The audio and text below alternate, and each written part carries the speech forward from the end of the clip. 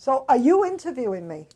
You're just gonna talk to the camera, your but we're all like hanging out listening, and he'll edit it, so don't worry. If So you what make a do I mistake. have to do? We're gonna just start in like 1 second here. I'm gonna do a little bit with my phone, but you're mostly focusing on this, and then Manny will edit everybody's stories together, and we'll make a fabulous 60th anniversary video. Okay.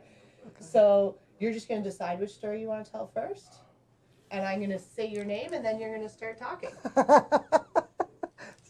Sorry. Okay. So we're here with Jill Mullis today at Remax, and Jill has some fabulous realtor stories to tell us, don't you, Jill? I do. Right. This is my first shot at this, so be gentle with me, okay?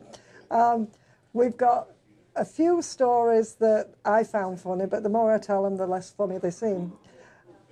Clients like to pick the houses they want to see. They don't really want a realtor to tell them what they should see, so we like to mix the bag up a little bit. I had one client that knew everything about houses, and he chose the house he wanted to see. It was a fixer-upper. It was out of town, a good hour's drive, and off we went. Graham came with me, he brought his wife, we approached the property, and other than bats coming out the belfry, it was like, do not go. So we went in, there was no lock needed, there wasn't a door on, and went into the living room. And I assume my clients are with me, and I'm looking at the walls, and there's claw marks up the walls. And I said, oh, maybe a cat got trapped in here.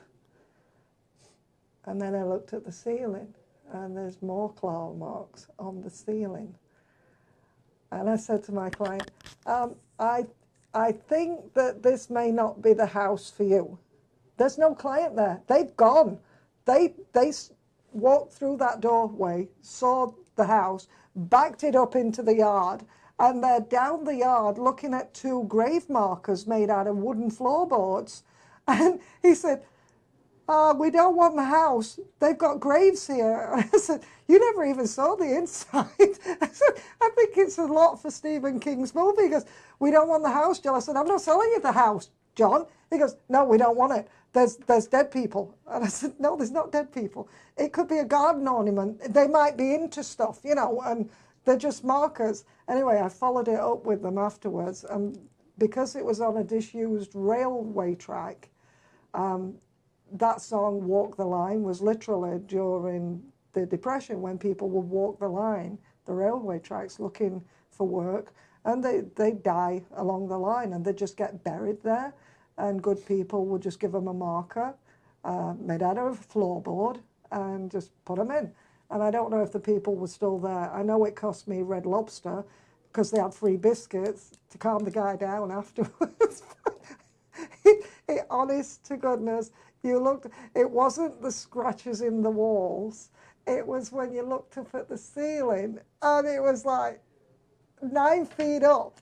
What kind of animal makes that on a ceiling that isn't Freddy Krueger or just but they had gone. I'm like talking to nothingness. And